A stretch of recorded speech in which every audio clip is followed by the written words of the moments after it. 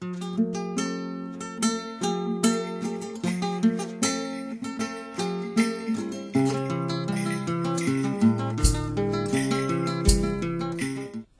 es solo que la burguesía del Perú haya descuidado la educación del pueblo, casi diríamos la doctrina del pueblo, dado que la educación se confundió durante largo tiempo con el adoctrinamiento católico. Lo peor es que esa burguesía descuidó y descuida la educación de sus propios hijos. Más aún, esa burguesía peruana suele carecer de educación. No cultivan la lectura ni la meditación, y a lo que llaman pensar es a emborracharse, o quizás a la tiesa lucidez que les produce la cocaína. Claro que quedan los que son buenos cristianos y se acuestan temprano y acuden a sus trabajos, los que fueron bien entrenados en colegios con disciplina y en cuyas casas hubo madres severas, pero igual la severidad no fue para el estudio, sino para entrenar en ganar posiciones, bien entrenados para el trabajo y para ganar dinero, pero sin ninguna idea elevada en la cabeza. Pienso en los niveles más altos de la burguesía peruana. Si un muchacho tenía inclinación por la lectura, era sospechoso de ser medio mariconete. Si le interesaba la filosofía, era un pavo. Pero hasta se hacía sus pininos en la mística y se inclinaba a lo religioso, era un asunto de ya le pasará, y no había sino que llevarlo a los burdeles.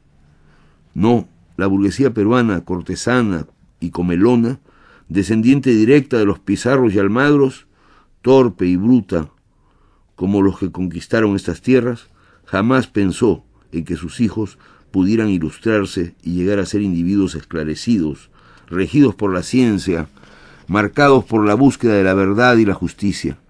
¿Qué mañas serán esas? Cuando la cultura importó, fue importada.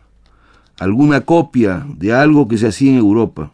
Así, además, se consolidaba la separación entre una minoría rectora que se esforzaba por separarse y el pueblo.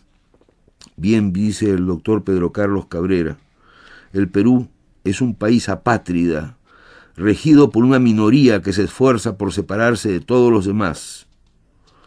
Lo que es cierto en otros ámbitos, el económico y el social, por ejemplo, lo es más con la supuesta cultura extranjerizante de la alta burguesía peruana, porque la cultura, en realidad, es siempre universal, y aún espuria e importada, hubiera fructificado de maneras extrañas. Pero no fueron los burgueses los traductores de esas culturas para sus pueblos, sino más bien quienes guardaban como gemas exóticas y esotéricas su arte y su cultura, mientras desde el balcón se reían de las supersticiones del pueblo. Hoy miran con asco la televisión que ese pueblo recibe. El asunto es complicado.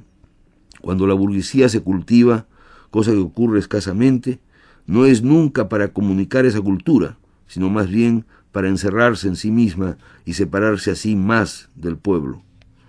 Pero sorprende aún más el poco interés que pone la burguesía en la educación de sus propios hijos. En verdad, como ellos son ignorantes, no creen que haya nada que aprender.